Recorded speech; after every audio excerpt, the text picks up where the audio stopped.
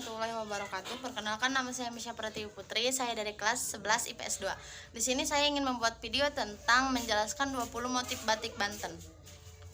Yang pertama, motif Sabang Kingking.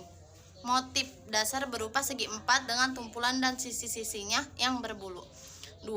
Motif Mandalikan. Motif dasar berupa belah ketupat dengan bentuk bunga berada di tengah-tengah dalam sebuah bintang. 3. Motif Sri Mangganti. Motif dasar berbentuk tumpal, bergerigi, ganda, dan ceplok lingkaran serta setengah bulatan dalam lingkaran. 4. Motif Pasepen. Motif dasar bersegi 4 berbentuk bunga dan lingkaran polos berjajar 4 buah. Motif dasar booh berupa tumpal.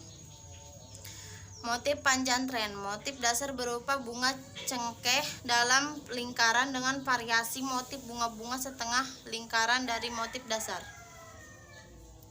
Motif Pasulaman. Motif dasar berupa belah ketupat lingkaran yang berada dalam lingkaran segi empat. Motif Kapurban. Motif dasar berbentuk ketupat dengan hiasan berupa bunga variasi motif bunga figura berbentuk spiral dan booh segitiga berbentuk bunga. Motif Kawangsan. Motif dasar berupa bunga bergerigi variasi motif berbentuk daun dan buah dengan motif dasar berupa belah ketupat dan lingkaran polos. Motif Pamaranggen. Motif Pamaranggen, motif dasar belah ketupat dengan bunga yang berada di tengah-tengahnya memiliki variasi motif macam sayap kupu-kupu. Motif Surawan. Motif dasar tumpul bergerigi dengan hiasan bunga variasi motif berupa daun dan motif dasar pada booh berbentuk belah ketupat dan lingkaran polos.